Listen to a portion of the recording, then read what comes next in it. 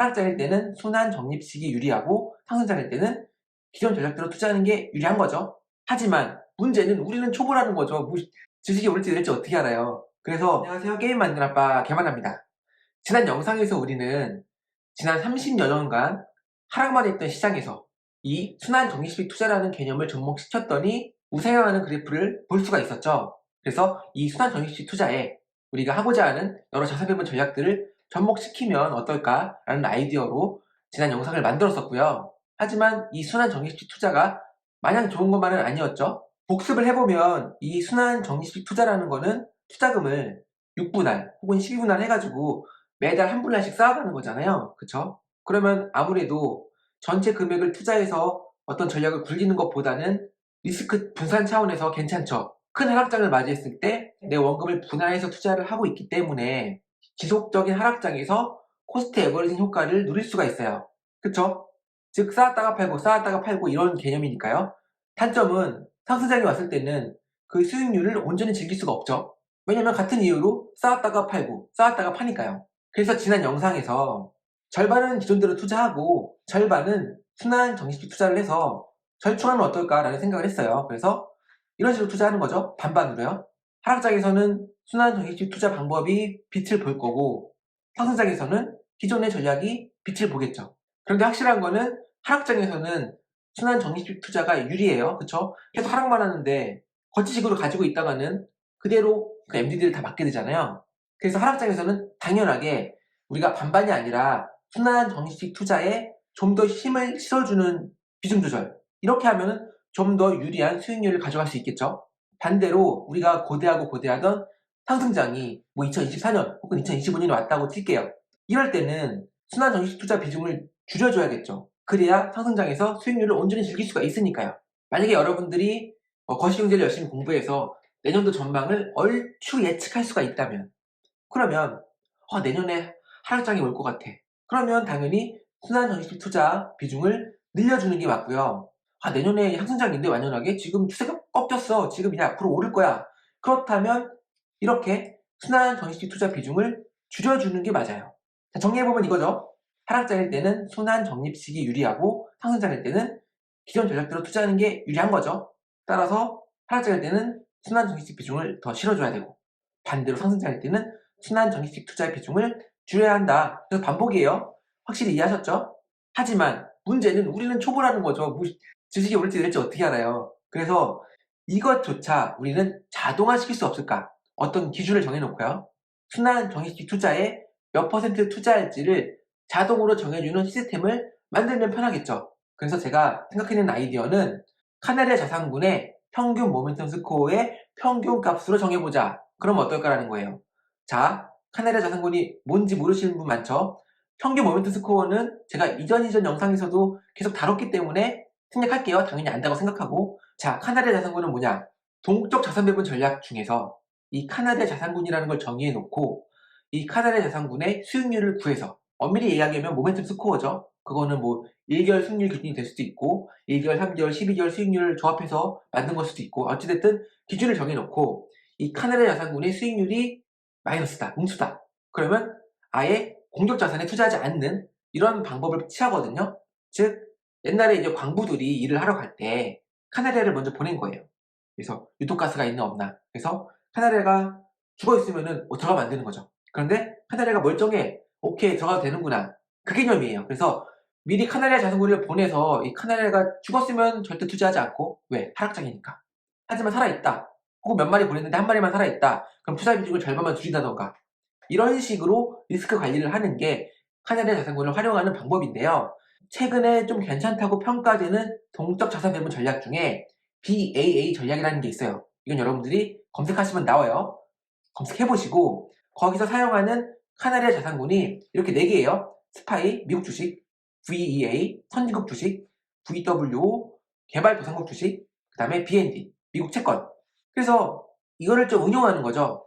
이 각각의 평균 모멘텀 스코어를 구한 다음에 그것들의 평균을 구하는 거예요. 그러면 0부터 1.0 사이에 비중이 나오겠죠. 그러면 그 비중을 가지고 우리는 순환 적립식으로 몇 퍼센트 투자할지, 원래 기존 전략대로 절대 비중은 몇 퍼센트로 할지를 정하자는 거죠. 뭘로요? 이 자산 4개의 10개월 평균 모멘텀 스코어를 구해서요. 자, 그래서 실제로 제가 카나리아 언더바 스코어.pi라는 봇을 만들었어요. 코드를 볼까요?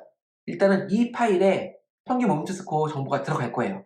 그 이야기는 뭐다? 우리는 어느 봇이든 이 파일을 읽기만 하면은 이 카나리아 자산군의 평균 모멘텀 스코어를 가져다 쓸 수 있는 거죠. 그래서 스파이 VA, VW, BND를 이 리스트에 넣고 리스트를 순회하면서 돌면서 평균 모멘텀 스코어를 구해요. 구한 다음에 평균을 내는 거죠. 그러면은 이 카나리아 이 토탈 ABG라는 키를 가진 딕셔너리 항목의 값에는 모든 카나리아 자산의 10개월 평균 모멘텀의 평균이 들어가 있는 거죠. 0부터 1.0 사이의 값이 들어가 있을 거예요. 그럼 우리는 그 값을 가지고 우리 봇의 순환 적립식 투자 비중을 정할 수 있는 거죠. 실제로 이거 한번 실행해 볼게요. 자, 그래서 실제로 실행을 해보면 4개의 카나리아 자산의 평균 모멘텀 스코어를 구하고요. 그리고 마지막에 그 4개를 더해놓고 서로 나눠서 이 카나리아 전체 자산군의 평균 모멘텀 스코어의 평균을 구하는 거죠. 지금 현재 기준으로 몇 점이 나오나 볼게요. 스파이는 지금 0이네요. 0점. 즉 10개월 내내 하락만 했다는 이야기예요. 엄청난 하락장인 거죠. 자, VEA는 0.4. 그래서 지금 현재 평균 모멘텀 스코어는 0.175예요. 17.5%예요. 17.5%를 기존 전략대로 투자하는 거예요. 그리고 나머지 얼마야? 82.5%를 순환 적립식 투자에 투자하는 거죠. 그래서 우리는 이 카나리아 언더바 스코어 이 봇을 그냥 하루에 한 번만 실행되게끔 자동으로 크롬 탭에 등록을 해놓으면 되겠죠. 그러면 이제 앞으로는 우리는 단순하게 이 카나리아 스코어.json이라는 파일을 저장을 하거든요. 이 파일만 읽으면 어떤 봇에서든 이 수치를 가져올 수 있는 거예요. 0.175라는 값을 가져올 수 있다는 거죠. 이 값은 매달 바뀌겠죠? 당연히. 자, 그래서 이를 반영한 코드를 만들었어요. 코드 C. 그러니까 지난 영상의 코드 B와 크게 다르지 않아요? 근데 어떤 점이 달라졌느냐? 보시면 이제 ORI 인베스트라고 해서 예전에는 인베스트 레이트에 그냥 뭐 1.0, 0.4 이렇게 넣었는데 그게 아니라 여기 ORI 인베스트라는 걸 넣었어요. 왜냐면은 지금 한 계좌에 하나의 봇만 돌면 100%그 봇이 그 계좌를 책임지는 거잖아요. 하지만 어떤 계좌는 그 계좌에 여러 개의 봇이 돌 수 있잖아요. 이 계좌에 각 20%씩 돌릴 수 있는 거고요. 저 같은 경우는 ISA 계좌에 이렇게나 많은 봇들이 돌고 있어요. 각각 뭐 0.1, 0.2, 0.3 이렇게 분산이 돼 있어요. 0.1은 10%, 0.2는 20%. 즉, 이 계좌 자산의 10%를 담당, 이 계좌 자산의 20%를 담당하는 거죠. 그러면은 여기에 0.1, 0.2를 넣으면 돼요. 이해하셨죠? 제 연금 계좌나 퇴직연금 계좌는 봇 한 개만 돌기 때문에 그 봇이 이 전체 계좌를 책임지기 때문에 1.0, 100%를 넣지만 예를 들어 이 봇은 이 계좌의 20%만 차지하고 있다. 그럼 여기 0.2를 넣으면 돼요. 이해하셨죠? 그리고 중요한 부분은 이 부분이에요. 이 파일을 읽어서 카나리아 자산군의 평균 모멘텀 스코어를 계산한 파일을 읽어서 자 이렇게 활용하면 여기에는 아까 보여드린 0.175라는 값이 들어있는 거예요. 그러면 0.175 곱하기 투자 비중을 곱해주면 절대 투자 비중이 나오겠죠. 그리고 그 나머지는 순환 전시 투자 비중이 나오는 거고요. 그래서 결과론적으로 이 코드를 그대로 쓰면 이렇게 17.5%대 82.5%가 나오는 거예요.